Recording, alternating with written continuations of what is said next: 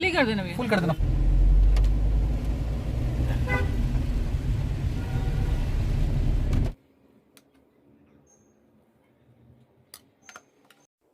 Hello दोस्तों, स्वागत है आपका मेरे चैनल पर। उम्मीद करती हूँ आप सभी बहुत अच्छे होंगे। मैं भी अच्छी हूँ। संडे का दिन है और आज सनी डे है, तो आपके साथ आज मैं मॉर्निंग से ये ब्लॉग स्टार्ट कर रही हूँ। आज संडे और बाहर देखिए कितनी धूप है, तेज तेज। और मैं पी रही हूँ अपना मॉर्निंग ड्रिंक।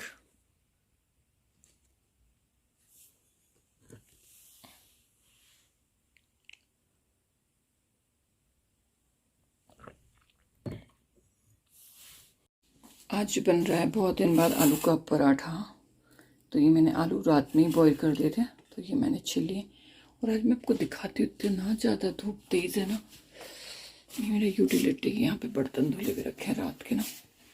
और ये देखिए कितनी तेज चटक धूप है।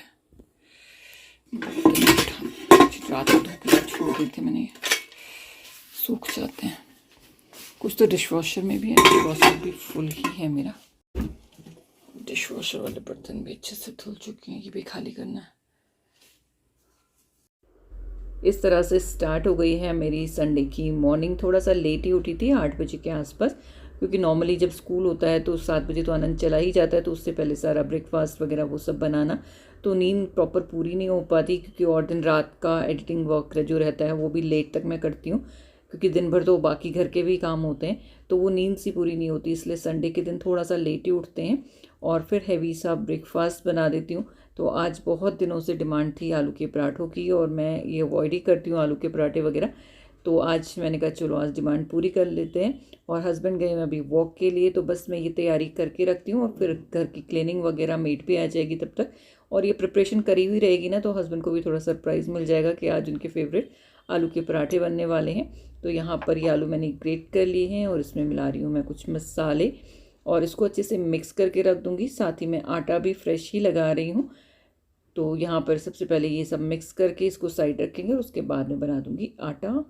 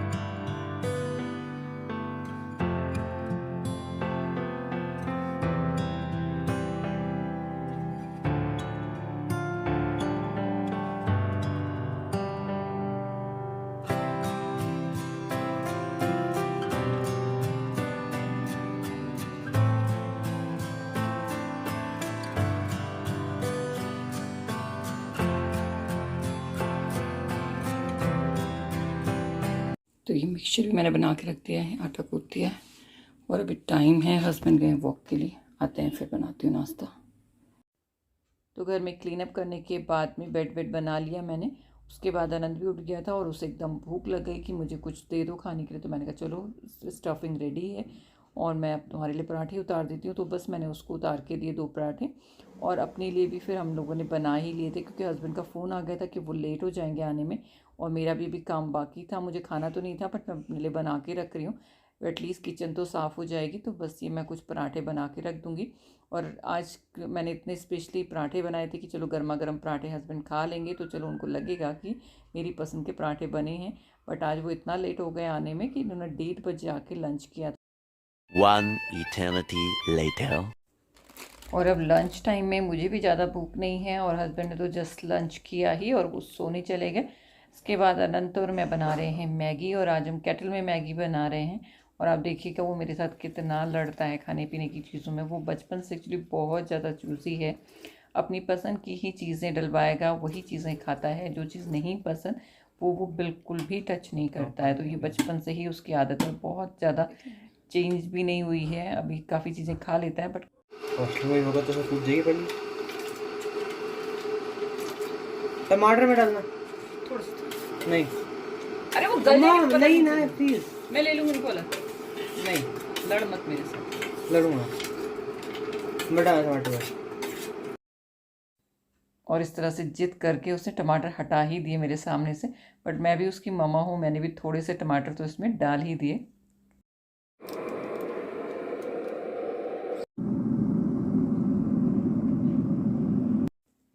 आज हम लोग मैगी इसलिए बना रहे थे, एक्चुअली मैगी नहीं है ये, टॉप रेमन है, पता नहीं हर चीज़ के लिए मैगी ही निकलता है मुँह से। तो ये हम इसलिए बना रहे थे क्योंकि आनंद से मैं डिस्कस कर रही थी कि जब मैं हॉस्टल में रहती थी तो हम लोग ना फ्रेंड्स मिलके संडे के दिन अपने लिए इस तरह से केटल में कुछ भी अच्छी चीज़ें बना लेते थे, क्योंकि मेस का जो खाना था ना वो बिल्कुल भी अच्छा नहीं आता था। उनकी दाल में कोई स्वाद नहीं होता था, पुलाव होता था उसमें कोई स्वाद नहीं होता था। तो हम लोग क्या करते थे, घर से घी वगैरह तो सबके ही आता था, तो हम लोग राइस ले लेते थे जो मेस से आते थे, और जो सब्ज़ी होती थी उसको अच्छे से भून वून के ना केटल में ही करते थे। एक्चुअली वो मल्टी केटल टाइप केटल थी हमारे पास, तो उसमें ही हम सारे राइस और जो सब्ज़ी उसको मिक्स कर देते थे और घी से अच्छे से उसमें तड़का लगा देते थे। तो वो जो मेस का खाना था ना वो भी एक पर्सनल टच देने के बाद बहुत ही टेस्टी लगता था। तो उस टाइम पे हम लोग ये करते थे जुगाड़ की तरह, बट आज अनंत को लगा कि अच्छा केटल में भी बना सकते हैं, तो मैंने कहा चलो बनाते हैं। तो बस उसके साथ में ये मैगी बना रही हूँ, उसको भी सीखना था कि कैसे बनता है केटल में कोई भी चीज़ आप किस तरह से बना सकते हैं। और उसको ये भी हो रहा था कि आपने बना तो दिया, इसमें आप निकालोगे कैसे इसमें से मैगी।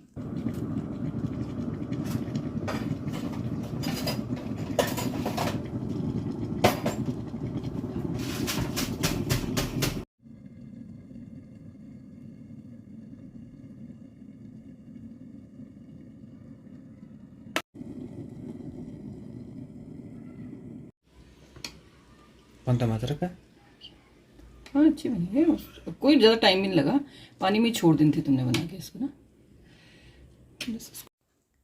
तो बस लड़ते झगड़ते हमारी ये टॉप रेमन भी रेडी हो गए हैं। और जैसे आनंद कह रहा था कि आप निकालोगे कैसे इस, तो पहले तो मैंने टोंग से ट्राई किया, पर टोंग से बहुत टाइम लग रहा था, तो बस हमने इस तरह से केटल को ही हल्का सा टिल्ट किया और उससे निकाल दी हमने सारी टॉप रेमन जो हमने बनाई थी बाहर। और देखिए बहुत ही यमी बनी थी। और आनंद का एक रहता है हमेशा, वो थोड़ा सा मसाला बचा के रखेगा और ड्राई मैगी, तो ऊपर से उसको ये डालना ही डालना है, अदरवाइज़ वो मैगी नहीं खाता। अगर नहीं बचाओ ना तो वो गुस्सा हो जाता है। तो ये है अनंत स्टाइल मैगी। तो बस आज का लंच इसी तरह से रहा। बस किचन वगैरह क्लीन अप करने के बाद मैं आ गई थी बेडरूम में, और मैं आपको यहाँ पे दिखा रही हूँ कि सर्दियों में धूप नहीं आती, बट इस टाइम पे देखिए बेडरूम के अंदर ही धूप आ रही है, इस तरफ सूरज ऊपर चढ़ जाता है ना। A few inches later. Sunday ना दिन में मैं सो जाती हूँ वैसे तो, कि बाकी दिन तो अनंत 3 बजे आता है, तो बस वो लंच में ही बहुत सारा टाइम निकल जाता है। बट आज मैं जान के नहीं सोई कि अगर मैं सो गई ना तो फिर शाम को बाहर नहीं जा पाएंगे, क्योंकि मुझे बहुत ज़रूरी ग्रॉसरी परचेस करनी थी जो कि काफ़ी दिन से पेंडिंग थी। और जैसे ही हम बाहर निकले और ये देखिए बौछार आनी शुरू हो गई है। देहरादून का मौसम ही ऐसा, जब घर से निकले थे तो आपको दिखाया था ना कितनी तेज़ धूप थी, और बस बाहर निकल के बादल तो कहीं ना कहीं होते ही हैं, बस बरस जाते हैं बिन मौसम। तो बस हम लोग निकले हैं अभी, और सामान लेके फिर निकलेंगे हम लोग घर। तो यहाँ पर सामान आप देख रहे हैं ना, सारी चीज़ें वो अनंत की मंचिंग की भर रहे हैं मेरे हस्बैंड। वो आते ही अनंत की शॉपिंग के लिए, एक्चुअली अनंत तो खुद नहीं आता, बहुत टाइम हो गया वो हमारे साथ कम ही आता है ग्रॉसरी वगैरह की शॉपिंग के लिए, उसे बोरिंग लगता है। और अपने पापा को वो बहुत अच्छे से रीड करके भेजता है कि मेरे लिए क्या क्या लेके आना है। और आप देख ही सकते हैं मेरे हस्बैंड यहाँ पे बास्केट भर रहे हैं, और सारी बास्केट अनंत की मंचिंग की चीज़ों से है। चाहे मैं कितना भी मना कर दूँ वो मानने वाले तो है नहीं।